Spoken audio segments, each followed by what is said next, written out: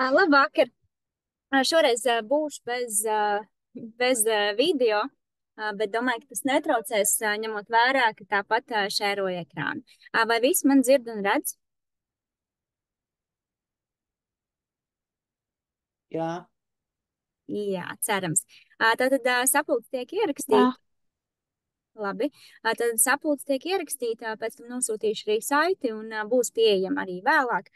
Tad daudz jūs centīšos neaizskavēt, jo informācijas arī patiesībā nav tik daudz, īpaši ņemot vērā, ka lielākā daļa no jums jau atkārtoti tad otro gadu uzsāk jaunsardzē. Tad šodien īsumā pastāstīšu par plānotajām aktivitātēm šajā semestrī, izdoto ekipējumu un kārtību, kas ar to saistās, un šo to atgādināšu par e-klasi un citu dokumentāciju.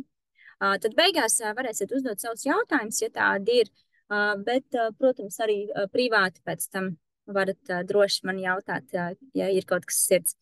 Tad pirmkārt, ir tā, ka šajā semestrī man pašai ir plānotas vienas apmācības mēneša garumā. Līdz ar to mums šobrīd 14. oktobrī ir noslēdzošā nodarbība, un pēc tam nākamā nodarbība būs tikai 19. novembrī. 19. novembrī trešdienā, tas ir, tāpēc, ka 18. tātad ir valsts svētki, tad nodarbība nevar notikt, bet, lai tomēr neizkrīt vēl viena nedēļā, tad es esmu viņu ielikusi 19. novembrī. Kas attiecās tātad uz to saturu, kas varbūt netiek izņemts, jo izkrīt šīs nodarbības, tad par to nevajag satraukties, ka kaut ko viņi tāpēc neapgūs vai neiemācīsies, jo mums pēc plāna ir paredzētas arī atkārtojuma nodarbības, izlīdzinošās nedēļas nodarbības. Līdz ar to būs, kad šīs tēmas izņemt, tā kā nebūs tā, ka jaunieši paliek tāpēc bez zināšanām. Tas ir viens, un tā kā tie, kas jau pagājušajā gadā pie manis gāja, tad zinat, ka cenšos tomēr arī katru mēnesi rīkot jauniešiem kādus pasākumus.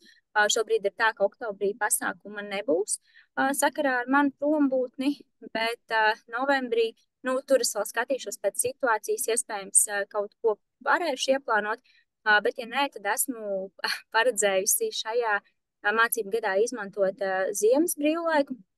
Un tātad šajā laikā jauniešiem, protams, ne jau pa svētkiem, bet tātad šajā laikā izmantot iespēju un uzrīkot kādu lielāku pasākumu. Šobrīd domāju, viens ir plānots, visdrīzāk būs pārgājiens.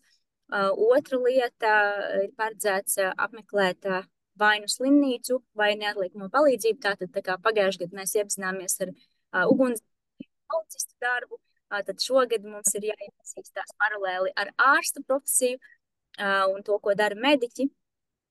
Tā kā, ja man izdosies visu organizēt tā, kā vēlos, tad decembrī mums būs arī šāds pasākums. Lūk, tātad tas ir tas, kas attiecās uz manu prombūtni. Tad tālāk, kas tad ir plānots šogad? Tātad pagājušais gads bija lielākajai daļai pirmais mācību gads, un tātad jauniešiem bija tā iespēja saprast apmēram, kā te viss notiek, kāda ir kārtība. Daži no mums arī ir tā kā vairs neapmeklēs jaunsargu turpmāk, tāpēc, kad bija problēmas tātad ar attiecīgu noteikumu ievērošanu, kas attiecas uz formas tērpiem un tam līdzīgām lietām. Līdz ar to sakarā ar ētikas kodeksa pārkāpumiem daži jaunieši ir izslēgti no jaunsardzes. Tā kā tādas arī notiek, bet šis nav visiem. Man prieks par jūsu bērniem, kas turpina nākt un kuriem arī patīk. Tad šogad vairāk centīšos fokusēties uz to, ka mēs mēģināsim to ikdienu pietuvināt tātad šai te militārajai nosacīta kārtībai. Līdz ar to jaunieši ir sadalīti nodaļās. Mums ir arī nodaļas komandieri. Šobrīd nodaļas komandieri ir Toms un Jurijs. Viņi arī ir iecēluši savus palīgus, grupas komandieri. Tātad tas, ko mēs darām, mēs mācīsimies šo te komandu ķēdi, es arī gribu maksimāli daudz informācijas dot tieši šiem nodaļu komandieriem, lai viņi pēc tam to informāciju nodod pārējiem, un patiesībā plānoju mazāk komunicēt ar jums un mazāk to informāciju dot jums. Tas, ko es gribētu, lai viņi patstāvīgāk spēj sagatavoties uz pasākumiem, paši atcerās, kas viņiem ir jāņem līdzi, kas ir vajadzīgs kādā situācijā, tad tomēr veicināt šo patstāvību un viņu izpratni. Protams, iespējams, tur kaut kurā brīdī jūsu atbalsts būs vajadzīgs, un tāpat visu informāciju es likšu e-klasē, kā tas ir bijis līdz šim, un jums tā ir pieejama, bet es gribētu aicināt, lai jaunieši paši cenšas pasākt. Līdz ar to šobrīd arī šajā gadā gribu arī likt lielāku uzsvaru uz ierindu. Pagājušajā gadā, nevis pagājušajā gadā, bet vasarā, tad daļa no jauniešiem piedalījās dziesmu svētkos, un tātad tur mēs nesām šo te valsts karogu. Izdevās ļoti labi, bet, protams, ir vieta uzlabojumiem. Mans nākamais tāds mērķis lielais būtu, lai mēs varam piedalīties 18. novembra parādē. Šobrīd zinu, ka nākamgad tas nebūs, šogad arī ne, un nākamgad arī ne, bet es gribētu ļoti pretendēt tātad uz aiznākamo gadu, bet, lai uz to tātad pretendētu, nu, tad viņiem tiešām arī ir šīs ierendas prasmes nepieciešams, gan, kas attiecās uz ārējo izskatu, gan soļošanu, tāpēc mums ir ļoti maz patiesībā pēc plāna nodarbības paredzētas šim te, bet, nu, to ierindu centīšos vēl vairāk ņemt, tā kā papildus kaut kādā laikā. Otra lielā lieta, tātad uz ko šogad ir vairāk akcents arī, ir šī komanda saliedēšanās, tātad šīs līderības prasmes, kā jau minēt, mums šobrīd ir šie līderi nozīmēti.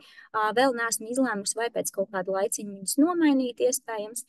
Nu, to skatīšos pēc situācijas. Iepriekš esmu darījusi tā, ka pirmo semestri ir vieni komandieri, pēc tam nākamo ir nākamie.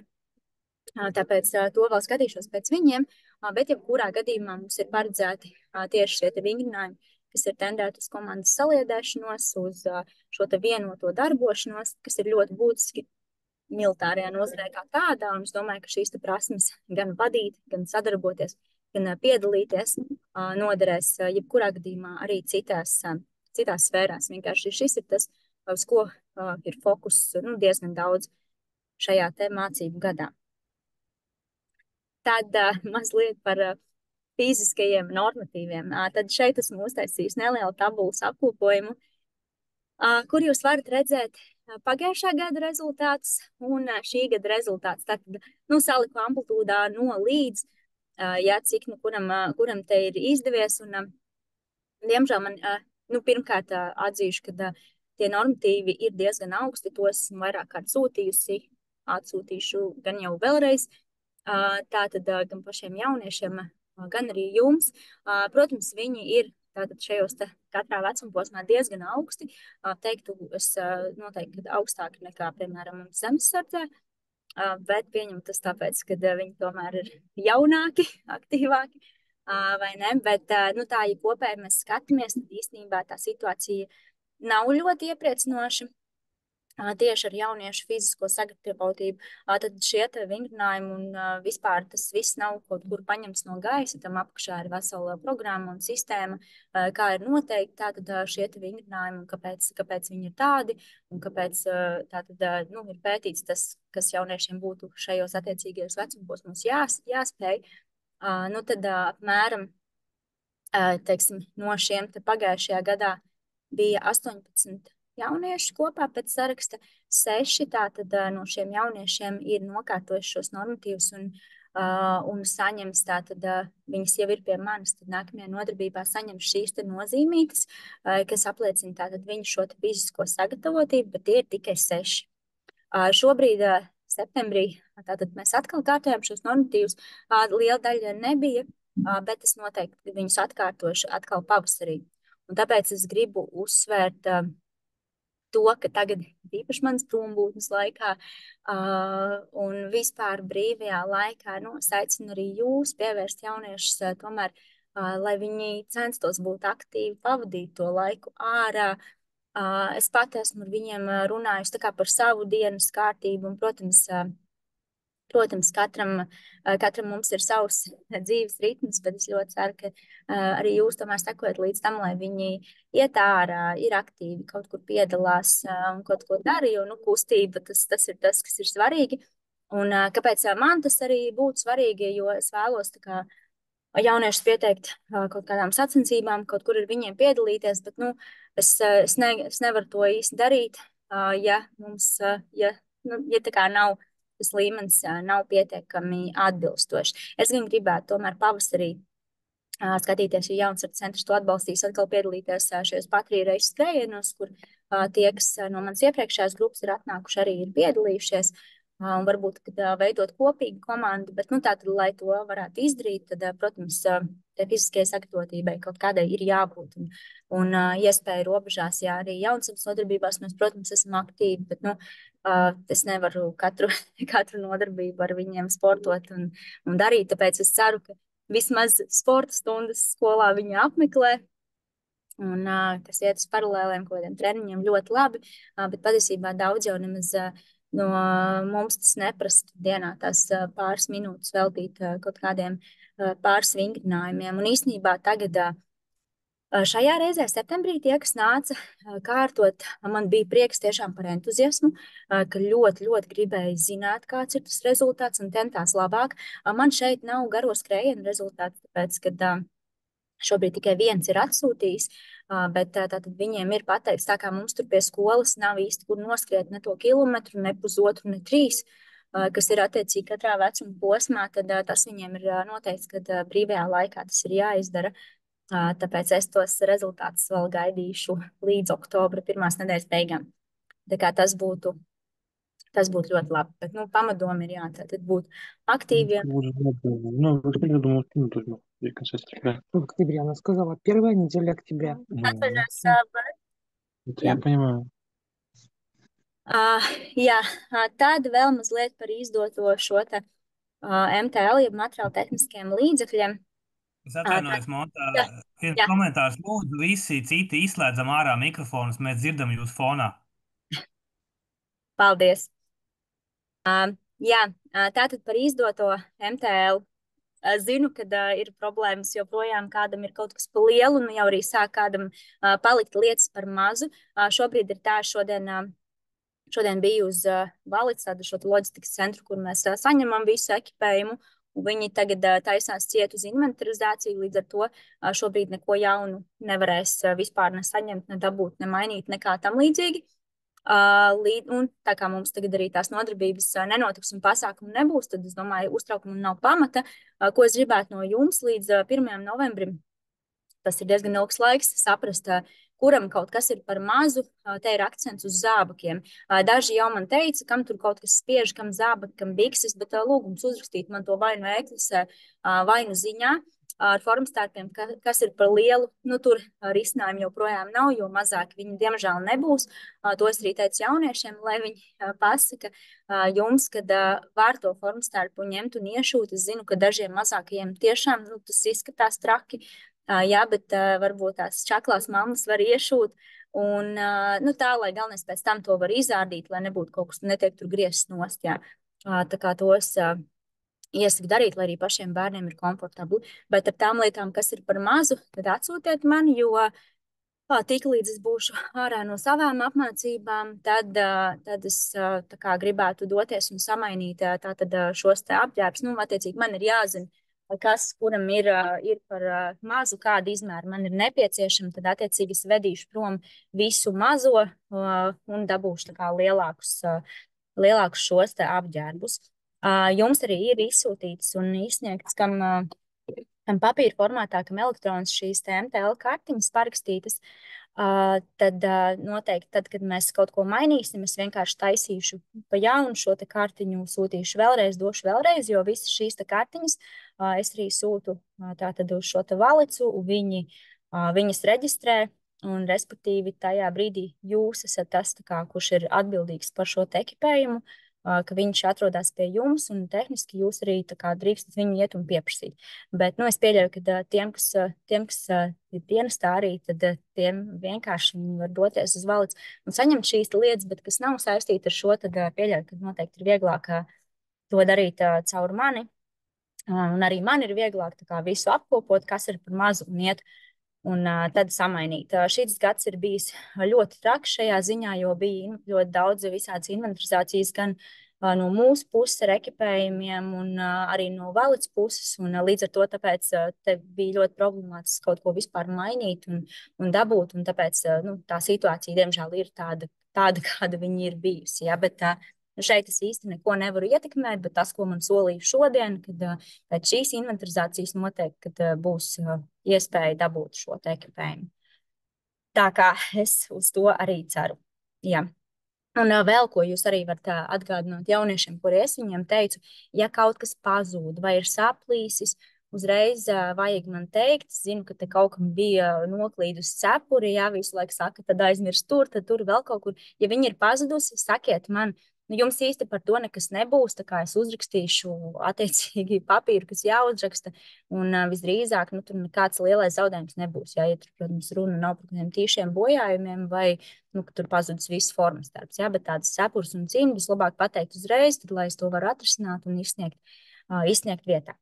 Kas attiec šobrīd tātad uz tiem, kuriem ir par mazu zābaki vai kaut kas cits, tātad nākam tad uz nodarbībām vai nu personīgajās drēbēs, vai, ja tas ir tieši zābaku jautājums, tad var vilkt kaut kādus pārgājienu apaus, neitrāls formas, neitrāls krāsas, melnus, brūnus, tur pelēkus, ja, tā kā to es atļauju. Bet tātad, ja tur, piemēram, tur bikses nedara vai kaut kas vēl, tad lai nāk šobrīd šajā te savā apģērbā personīgajā. Un tad noslēdzošais punkts ir par E-klasi. Lūgums ir šos te kavējumus pieteikt E-klasē, vai vismaz uzrakstīt man, bet labāk tomēr tāpat kā skolā, kad jaunietis kavē skolu, jūs sūtat pieteikumu E-klasē. Te tieši tas pats. Ja kāds ir aizmirsis šo te paroli, jo es saprotu, ka noteikti ir skolas E-klase, varbūt kādam ir 3 bērni un 3 E-klases, un tas ir gan sarežģīti, uzrakstiet man, es jums nosūtīšu jaunu. Jā, bet mums arī šie kavējumi ir jāapkopo, tātad man viņi ir jāattaisno. Paldies, ka laicīgi vienmēr ziņojat, ja bērns nebūs. Tas ir ļoti labi, bet man vajadzētu arī, lai tas tomēr atspoguļojas šajā E-klasē. Un vēl viena lieta, tātad E-klasē, ko jūs varat redzēt, ja kāds nav skatījies un tie, kas mums pievienojas šajā gadā, tad es diezgan cītīgi cenšos likt visas nodarbības uz priekšu jau ilgāku laiku.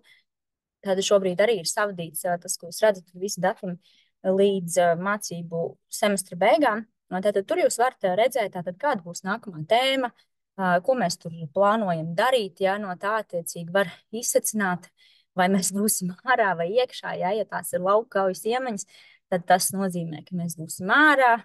Visdrīzāk viņi kaut ko darīs. Ja tas ir kaut kas par veselīgu dzīvesveidu, tad skaidrs, ka mēs būsim klasē. To, protams, jūs varat jautāt.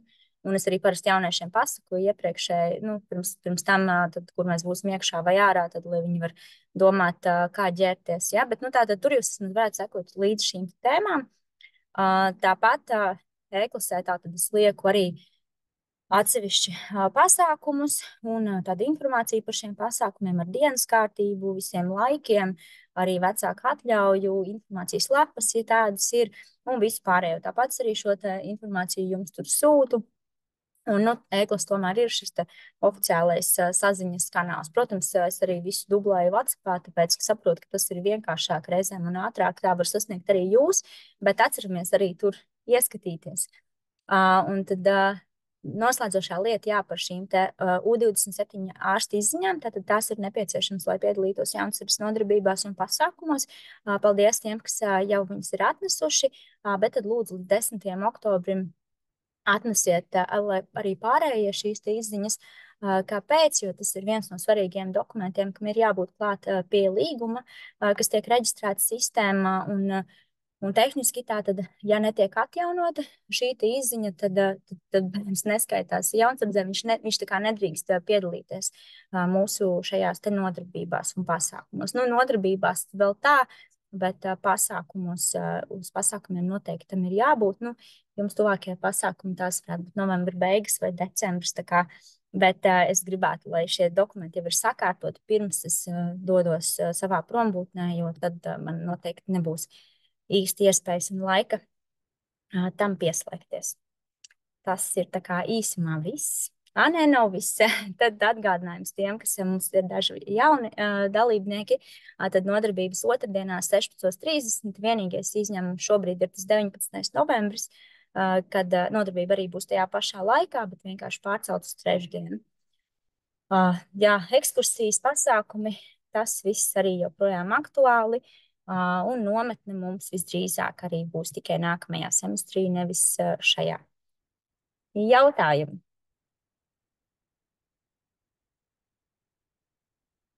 Tiešām nebūs? Nav. Nē, nav. Labi, ja jautājumu nav, vai ja negribās tos uzdot, tad droši sazinieties arī ar mani privāti, tad es tāpat visiem nosūtīšu saiti uz prezentācijas ierakstu. Un tad jau tiekos ar jauniešiem nākamā otrdien. Tad otrdien arī mums būs nodarbības ārā. Tad tie, kas uzreiz brīdina, tad nākamā nedēļa mēs maskējamies, līdz ar to būs jāsmērē sejas un jādara tādas lietas. Un ja ir kāds, kuram tur varbūt tās, teiksim, ir kaut kāda jūtīgāka sejas āda un nav vēlams, tad šo maskēšanās krēmu lietot, tad vienkārši uzrakstiet vai no e-klasē vai uz lapas man tā kā informācijai tā kā iesniegumu nelielu, ka viņš nevar, viņš nedara, ka viņam nav atļauts vai nav ieteicams kaut ko smērēt uz sejas. Skaitīgs tas nekas nav, bet, zinu, ka pusauģu acīm var būt jūtīgāks tās sejas ādas un ne visiem var nākt pa labu. Tā kā mēs maskēsimies šajā nodarbībā. Jautājumi joprojām? Labi, ja jautājumi. Labdien! Jā. Es gribēju pajautāt, bet ja bērns, viņš vienkārši nevar paspēt aizbraukt uz mājām pēc skolas un pārģērbties, kā mums būtu tādā situācijā? Šajos gadījumos tātad, ja pēc skolas nevar paspēt aizbraukt, pārģērbties un ierasties uz nodarbību formas tērpā, tad viņš nāk savās personīgajās drēbēs. Ja? Mans noteikti, tad, ja var atbraukt un formā būt uz nodarbību ļoti labi, ja nevar, tad nevar. Ja? Es, protams, nesaku, ka jānāsā līdzi ar tā milzīgā soma ar formas tērpu. No manas puses noteikums ir tad, kad mums ir pasākumi, kas pārsvarā tomēr ir sestdienās. Uz tiem gan būtu labi, ja būtu formas tērpā. Ja? Tad mēs dodamies kaut kur vai apciemot uz kaut kā tas pašs dienestus, ja? vai tad mums ir kaut kādas nodarbības mežā un tam līdzīgi, tad būtu labi, ja viņš tomēr būtu formas tērpā, arī nebojāt savu personīgo apģērbu, bet ikdienā uz tām nodarbībām otrdienās, ja nevaram, tad nākam savās civilajās drēbēs. Jā, labi, paldies. Vēl kāds jautājums varbūt radās? Labi, ja jautājumu vairs nav, tad paldies šiem 6, kas piedalījās. Un tad jau, ja ir jautājumi, tad droši pēc tam privāti. Jā. Paldies un visu. Paldies, visu labu.